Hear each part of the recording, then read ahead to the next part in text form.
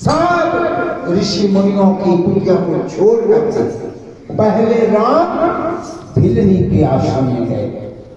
समय थोड़ा है, कथा लंबी है, इसलिए आगे हम आगे बढ़ते हैं।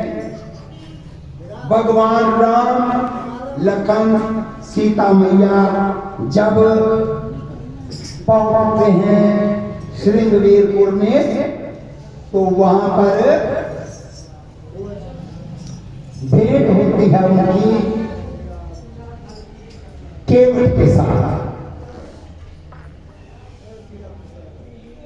बोलिए वृंदावन, बोलिए लाडली लाल की, बोलिए जुगल सरकार की। केवट के पास जब राम पहुंचते हैं, देखो भगवान राम ने सबको गले से लगाया। हम भी प्रेम से रहना सीखे इस संसार में, और हम एक जगह पर गए कीर्तन करने के लिए। ये जहां की जो कमेटी है वो सुने बड़े ध्यान से कि जो कमेटी होती है मंदिर की, कमेटी का अर्थ होता है सेवादार। और हम गए तो वहां से पूछ रहे थे कि आपकी कमेटी में प्रधान कौन है। वो एक दूसरे को देखो, वो कहता है ये प्रधान है, वो कहता है ये प्रधान है, वो कहता है ये प्रधान है, वो कहता है, यानी के सारे प्रधान एक दूसरे को मान देते हैं। चाहे वो खजांची हो, चाहे कोई प्रचारक हो, चाहे कोई प्रधान हो, लेकिन वो सबको मान और इज्जत देते हैं। बोलिए वृंदावन। हम सबको मिलकर के रहना चाहिए।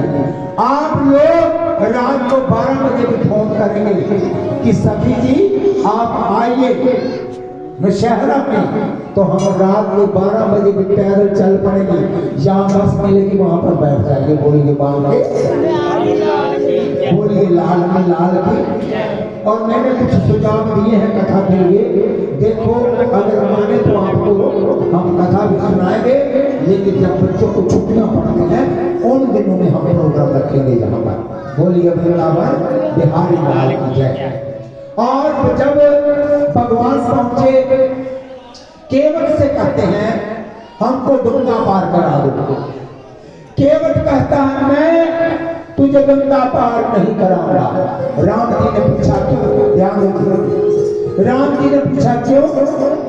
बोले तेरे चरणों की जो धूल है ना, उस धूल से एक पत्थर जो था वो नारी बन गई, अहल्या। अगर तेरे चरण की धूल मेरी नौका को लग गई, अगर ये स्त्री बन गई, तो मैं तो एक को बड़ी मुश्किल से संभालता हूं, दूसरी को कैसे संभालूंगा। इसलिए मैं तुझे नाव में नहीं बिठाऊंगा।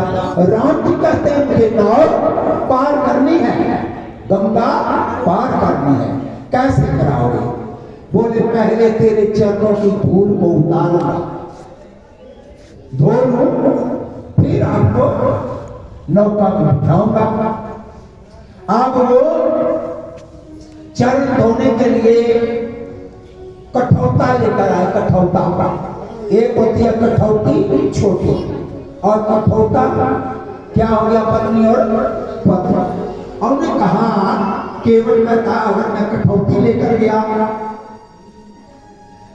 तो अगर राम के चरण से ये लड़की बन गई तो मुझे उसकी देख रेख करनी पड़ेगी। मैं कठौता ले जाता हूं, इसके चरण लगने से अगर वो लड़का बन गया तो मेरा काम करेगा, मेरे काम आएगा। इसलिए वो कठौता लेना चाहता है।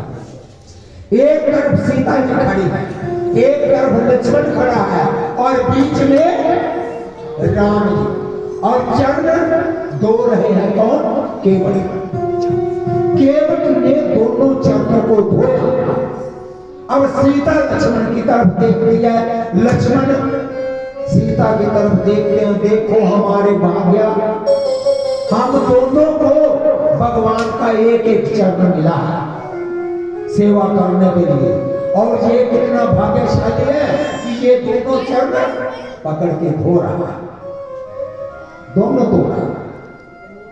अब चरण धो के उस चरणामत को अपने पूरे परिवार को बुलाता है, पूरे परिवार को बुलाता है और सबका जीवन सफल हो जाता है। भगवान राम कहे अब तो चरण धो लेना। बोले अब मुझे नौका पर उठाओ। केवल कहता नहीं अभी भी नहीं उठाऊंगा। बोले क्यों? बोले यहां से लेकर जब गंगा तक आप पैदल जाएंगे तो धूल तो फिर लग जाएगी। बोले फिर कैसे ले जाओगे? बोले मैं तुम्हें गोद में उठा करके नौका तक लेकर जाऊंगा। बोले देखो केवल कि गोद में कौन आया है? तीन लोकानाथ, सृष्टि का मालिक, विष्णु का अवतार राम। आप बड़े भाग्यशाली हो।